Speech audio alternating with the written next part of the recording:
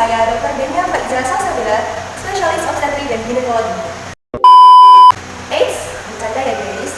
Perkenalkan, saya Denia Faiza Salsabila dari kelas 12 IPA 1, absen 11 dan 1 Groningen. Di video ini saya akan sedikit menjelaskan mengenai operasi sesar sebagai pemenuhan ujian praktek biologi dari Ibu Haksani. Selamat menonton. Sesial cesaria atau yang biasa kita kenal sebagai operasi sesar merupakan proses persalinan atau proses pengeluaran bayi dari rahim calon ibu tanpa melalui jalan yang lahir atau vagina, melainkan melalui pembuahan yang dilakukan dengan cara menyayat bagian perut darah ibu. Nah, tujuan diadakannya operasi sesar ini adalah sebagai penanganan darurat jika kondisi atau persalinan normal melalui vagina tidak memungkinkan karena beresiko terhadap komplikasi medis tertentu yang dapat membahayakan nyawa ibu dan janin. Nah, kita kan sudah mengetahui dari pengertian dan tujuan dari operasi sesar. Tapi kalian sudah tahu belum bagaimana sejarah dari operasi sesar? Menurut American Journal of Obstetrics and Gynecology tahun 2003, operasi sesar sudah didokumentasikan ratusan tahun yang lalu dan berkembang hingga sampai sekarang. Sebagai contoh, pada tahun 1316, Tonga II dari Skotlandia lahir melalui operasi sesar. Kemudian pada tahun 1853, Ratu Victoria dari Inggris juga melakukan operasi sesar untuk melahirkan. Dan sejak tahun 1940, operasi sesar telah menjadi hal yang biasa sampai sekarang. Hal ini mengikuti kemajuan dalam penemuan antibiotik. Kebanyakan orang menganggap persalinan normal itu jauh lebih aman dan lebih baik dari persalinan sesar. Padahal pada ibu hamil dengan kondisi-kondisi tertentu, persalinan sesar justru menjadi metode yang lebih aman dan diperlukan. Nah, kondisi-kondisi apa saja sih yang memerlukan operasi sesar sebagai solusinya? Yang pertama, adanya kondisi yang dianggap membahayakan menjelang persalinan. Misalnya, bukaan jalan lahir tidak bertanda sehingga membuat persalinan tidak kunjung terjadi, atau bukaan sudah lengkap tapi bayi tidak kunjung turun ke jalan lahir.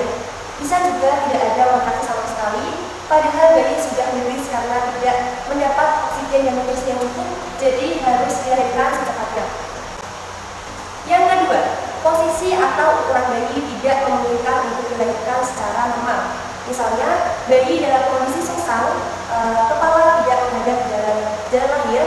Yang kedua, bayi terlilit tali besar. Kemudian, bayi terlalu besar untuk melalui panggung ibu hamil, atau ibu hamil sudah mengandung bayi kembar apalagi lebih dari 2. Yang ketiga, adanya kondisi medis pada ibu hamil yang berisiko membunuh jika melahirkan normal. Misalnya, preeklamsia, ibu mempunyai tekanan darah yang sangat tinggi, adanya miom anakista yang menutupi jalan lahir, dan adanya gangguan plasenta seperti plasenta previa. Selain hal tersebut, masih ada kondisi-kondisi lain yang membuat ibu hamil menjadi lebih berisiko melahirkan secara sesar, seperti ibu hamil menderita penyakit infeksi tertentu, seperti herpes genital atau HIV, yang lebih berisiko ditularkan pada bayi jika ia dilahirkan secara lokal.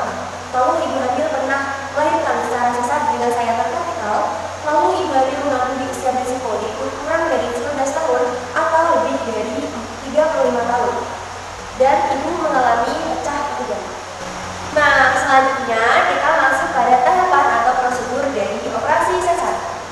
Yang pertama, dokter akan meminta calon ibu untuk puasa 6-8 jam sebelum operasi dilaksanakan. Hal ini bertujuan untuk mengosongkan organ pencernaan ibu sehingga dapat melancarkan dari pelaksanaan operasi sesar nanti. Yang kedua adalah mengganti baju yang digunakan ke baju operasi. Yang ketiga, dokter akan memberi obat pengurang asam lambung. Dan yang keempat adalah pemasangan cairan infus dan cairan antibiotik untuk membantu mencegah infeksi operasi. Yang kelima, pemasangan monitor. Nah, monitor ini akan dipasang untuk mengukur tekanan darah, detak jantung janin, dan kadar oksigen pada darah ibu. Selanjutnya, pembiusan atau anestesi. Nah, pembiusan dan atau anestesi ini dibagi dalam 2 jenis. Yang pertama adalah anestesi total atau menyeluruh, dan yang kedua adalah anestesi regional atau sebagian.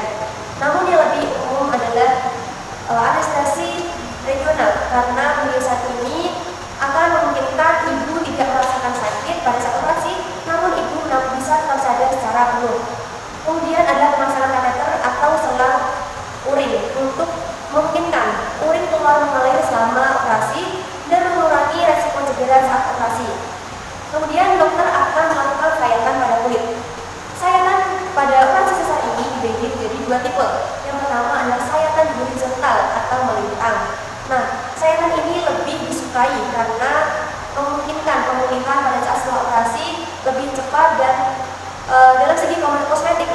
bagus karena tertutup oleh baju ibu.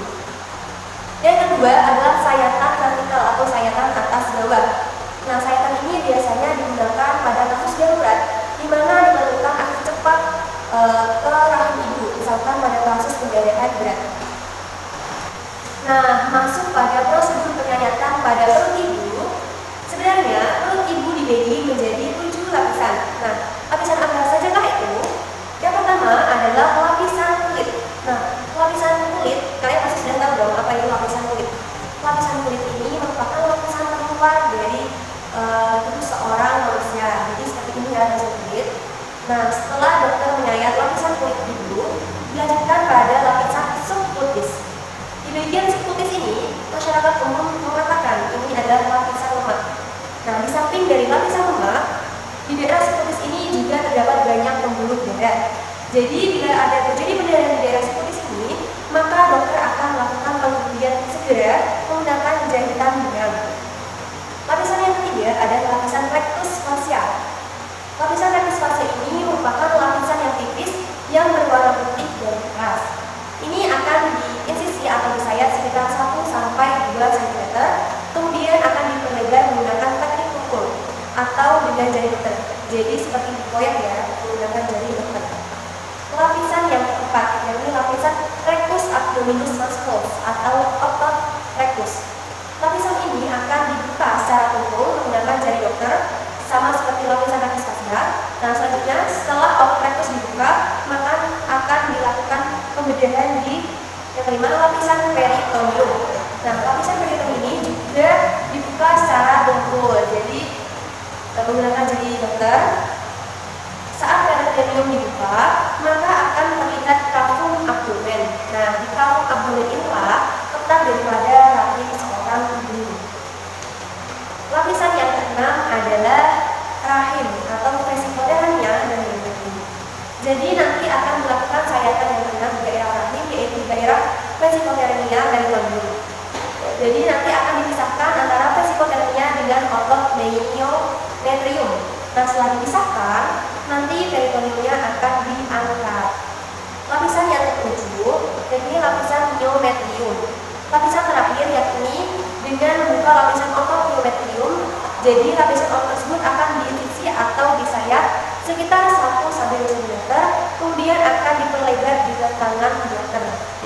Ya. Secara pukul, tadi tekniknya secara pukul. Nah, setelah lapisan myometrium ini diperlebar, maka mulailah prosedur mengeluarkan bayi dari perut ibu. Nanti setelah lapisannya semua terbuka, bayi akan dikeluarkan oleh dokter kandungan secara perlahan, dan setelah bayi keluar, bayi nanti akan diberikan kepada dokter anak untuk dibersihkan. Selagi dokter akan membersihkan bayi tersebut, dokter kandungan akan menutup kembali perut ibu yang telah dibuka tadi, yakni dengan cara menjahit kembali lapisan per lapisan yang telah dibuka.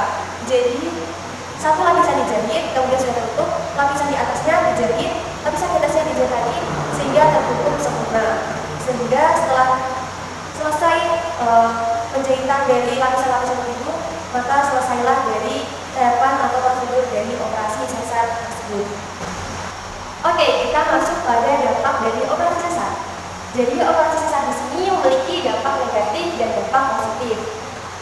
Aku akan menjelaskan dampak negatifnya terlebih dahulu ya.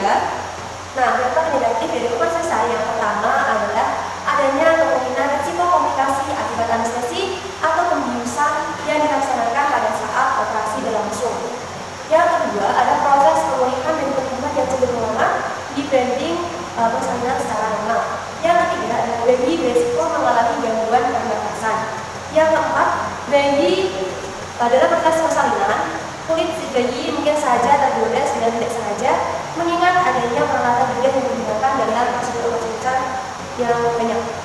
Yang ketiga, karena tidak dilakukan melalui vagina, bayi yang dilahirkan secara sesar jadi tidak berkesempatan mendapatkan paparan bakteri bayi dari orang normal di jalan lahir ibunya. Padahal bakteri pada jalur lahir tersebut merupakan sumber bakteri baik pada sistem pencernaan bayi untuk mendukung perkembangan imunitasnya.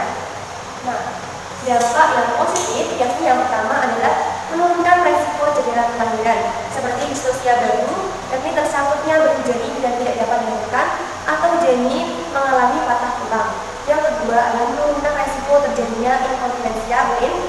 kolaps organ paru, yakni pulmun peranakan.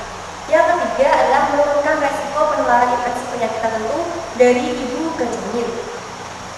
Oke, yang selanjutnya adalah tips cepat pulih pasca operasi sesar. Yang pertama adalah melakukan aktivitas ringan, seperti menggerak-gerakkan kaki dan berjalan-jalan ringan, karena makin cepat ibu baru bergerak, maka makin baik pula untuk kelancaran sirkulasi darah, sehingga dapat mempercepat proses pemulihan luka pada pasca operasi sesar. Yang kedua adalah merawat luka-luka sayatan. Setelah operasi, area di sekitar luka ibu akan ditumbuhi kulit baru, namun kulit tersebut masih mudah tergores, sehingga disarankan untuk menghindari paparan sinar matahari selama kurang lebih 3 bulan setelah operasi. Selain itu, ada beberapa hal yang harus diperhatikan untuk merawat luka, seperti mengganti perban setiap hari, membersihkan luka dengan air hangat dan sabun non-hidrogen perioksida, dan mengeringkannya dengan cara ditekuk-tekuk dengan lembut secara bertahap. Lalu ketika ibu batuk, menangis atau menarik nafas secara dalam, disarankan untuk menahan luka dengan bantal. Ini menghindari tekanan pada permukaan kulit yang terluka. Tips yang ketiga adalah mencukupi waktu istirahat. Tidur dapat mendukung pertumbuhan jaringan dalam membantu proses pemulihan luka pasca operasi. Tips yang keempat yakni adalah makan makanan yang bergizi. Jadi, ibu sangat tidak dianjurkan untuk makan makanan fast food dan junk food.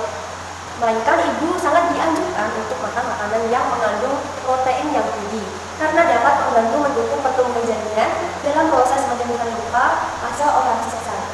Tips yang kelima adalah meminum obat. Obat di sini adalah obat pereda nyeri sesuai anjuran dokter. Jadi, setelah operasi sesar, dokter akan memberikan obat pereda nyeri untuk membantu ibu agar tidak kesakitan pada saat pas operasi sesar saat nyeri ibu kambuh. Nah, itu dia hal-hal yang dapat saya sampaikan mengenai operasi sesar. Apabila terdapat kekurangan atau kesalahan dalam penyampaian saya mohon maaf yang sebesar-besarnya. Demikian hal yang dapat saya sampaikan. Kurang lebihnya mohon maaf.